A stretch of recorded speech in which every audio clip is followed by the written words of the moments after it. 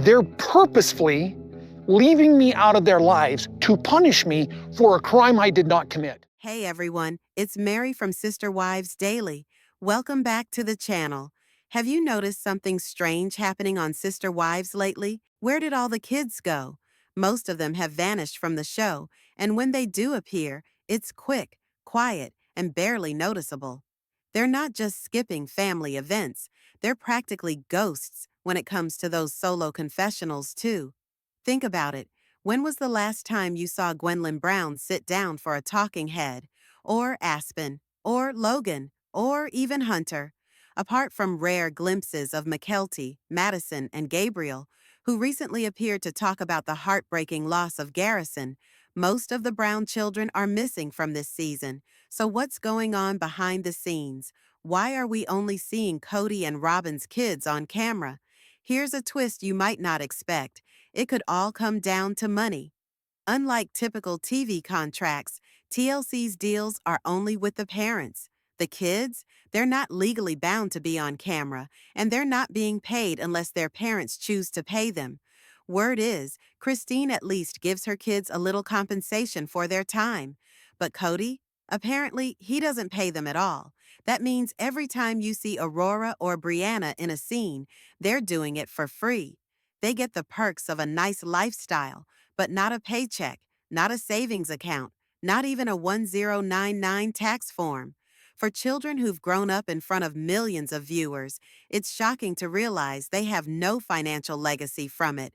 And now, as the drama among the adults intensifies, the kids are backing away even more. But it's not just about money. These young adults are protecting something far more important: their privacy. Many of them no longer want anything to do with a show that, for some, represents years of pain, exposure, and emotional turmoil. The death of Garrison was a tragic moment that should have brought pause, a moment where the cameras could have been turned off, if only briefly, to reflect on how much damage the spotlight has done. Let's pull back the curtain on something the show doesn't talk about. Reality TV doesn't play by the same rules as Hollywood. Actors have unions. They have contracts that protect children, set limits on their work hours, require education, and ensure a portion of their earnings is secured in trust. Reality TV kids, they get none of that. No union, no protections, no guarantee of a future income. And TLC has a long track record of profiting off kids without giving them a share of the rewards. But here's where it gets powerful. Gwendolyn Brown is speaking up. In a recent Teen Vogue article, she joined other former reality TV kids, including Hannah Gosselin and daughters from shows like Real Housewives and 90 Day Fiancé, to share what life was really like behind the scenes. Gwendolyn was just 8 years old when the show began. At first, she loved the attention. She used to hint to classmates that she was on TV, and she and her siblings would even compete to be noticed by the camera crew. To her, those camera guys became uncles, and the show pulled their family out of what she described as poverty. She recalls how everything changed. "We just got thrown into fame and thrown into money. I stopped wanting and needing for things. For a child who once went hungry, the sudden shift felt like a blessing. But as Gwendolyn grew older, something shifted. What once felt like a dream, fame, attention, financial security, slowly began to feel like a trap. As she waded through the challenges of adolescence, she realized that being filmed constantly wasn't just a novelty anymore. It was invasive. She described feeling like she was always being watched, even though the cameras weren't technically allowed in the kids' bedrooms. The pressure didn't stop at the doorway. The sense of surveillance followed her everywhere. There's one memory that still sticks with her. In a moment of teenage frustration, she stormed out of the house and screamed, only to look up and see a camera pointed right at her. Her heart sank. Embarrassment flooded in. She feared that raw outburst would be broadcast for the world to see. Thankfully, it didn't make the final cut. But that fear, that vulnerability, it stuck with her. She later reflected, all that anger and all that publicity, sometimes I even wanted to be angry on camera. It was a conflicted time. Part of her wanted attention, but as she looks back now, she realizes how unfair it was. That poor kid, she says, but also poor me now. And she's not wrong. Even when the kids don't appear on the show anymore, their names are still tossed around freely by their parents. Whether they like it or not, they remain part of the storyline, used to create drama, justify decisions, or stir up emotional tension. So even when they try to walk away, the show doesn't let go. As long as the cameras are rolling and the parents are talking, the kids' lives stay in the spotlight. Still, not every memory is bitter. Gwendolyn admits there were moments she was thankful for the cameras, like when they documented family vacations, giving her a visual scrapbook of happy memories. But those same cameras also captured painful milestones. One of the most pivotal was Christine's decision to leave Kody, setting off a domino effect that changed everything. Now that Kody is in a monogamous relationship with Robyn, Gwendolyn sees the past with clearer eyes. Looking back, she believes the divorce was long overdue. I remember seeing them argue as a kid, she says, and my first thought was, I hope they get divorced. Can you imagine how deeply a child must feel to think that? In hindsight, she feels her parents did what was best. But she's also come to this powerful conclusion. Growing up on television was not the best idea. Her feelings about the show continue to evolve. What used to feel like normal now feels like something she's outgrown. This doesn't have to be my normal, she says, and that realization is both liberating and heartbreaking. But one of the most troubling parts of her experience came when she was confronted about something intensely personal, her sexuality. She recalls how producers ambushed her with questions about being queer, pressuring her to speak on camera before she was ready. It wasn't something she had planned to share publicly, not yet, and certainly not like that. She questioned the entire concept of coming out, wondering why anyone should have to declare their identity for public consumption. Do straight people announce they're straight? She asked. Why should I have to come out just because I'm queer? And she's right. Our identities shouldn't have to be explained, justified, or paraded for television ratings. But it wasn't until she sat down in that interview chair that things took a turn Gwendolyn never saw coming. She thought she was there to talk about the divorce, or maybe her sister Isabel moving to North Carolina. Then suddenly, out of nowhere, a producer asked, "Hey, your mom mentioned you're bi. Do you want to talk about that?" Gwendolyn froze. Imagine that moment. You're sitting under studio lights, already vulnerable, and then you're blindsided, not just by a deeply personal question, but one that stems from something your mother told the crew without your knowledge.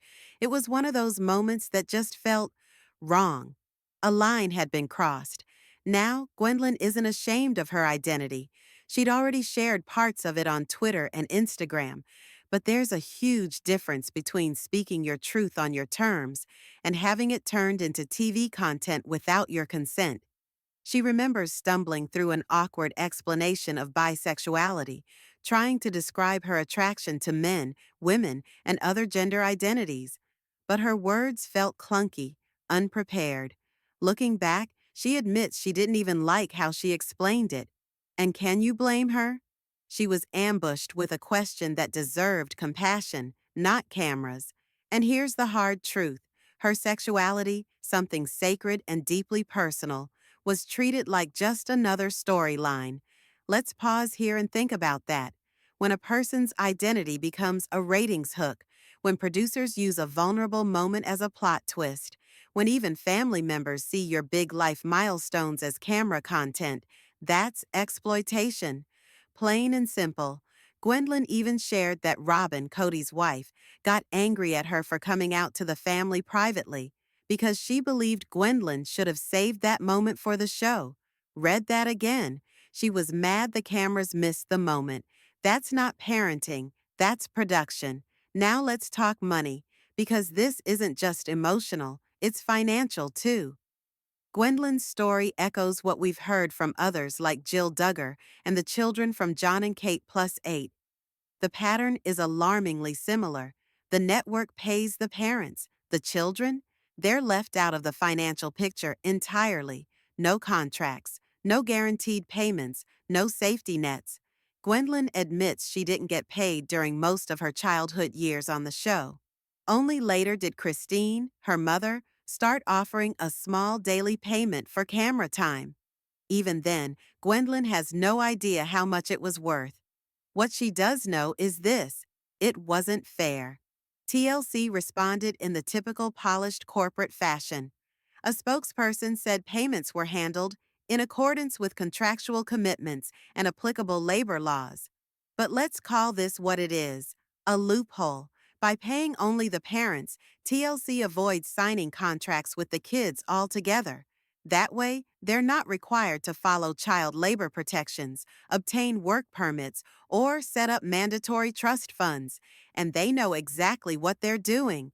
The show strategically filmed in states with the weakest child labor laws, where kids didn't need contracts and protections were minimal at best. Christine has claimed the family set aside funds for the kids' college and vehicles, but fans know the truth.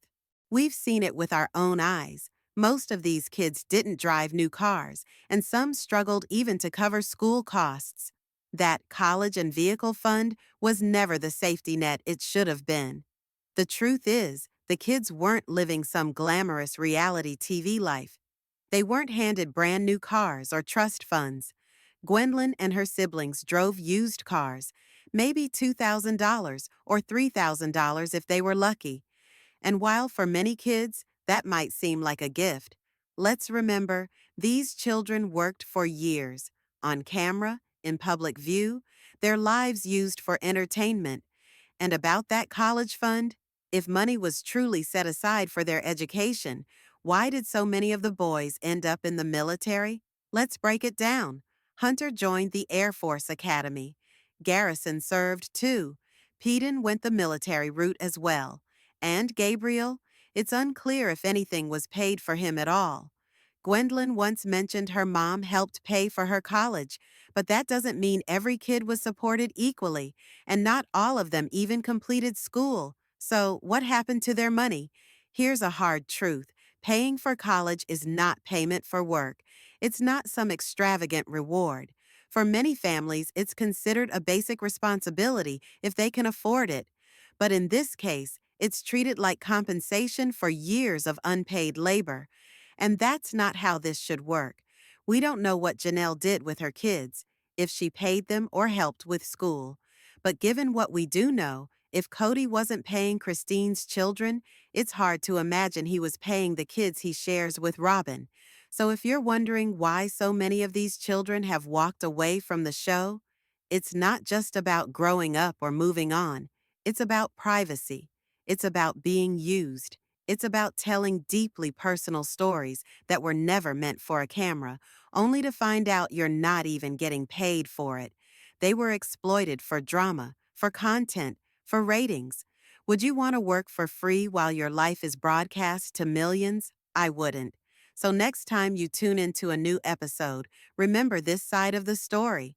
I'm proud of Gwendolyn for speaking out.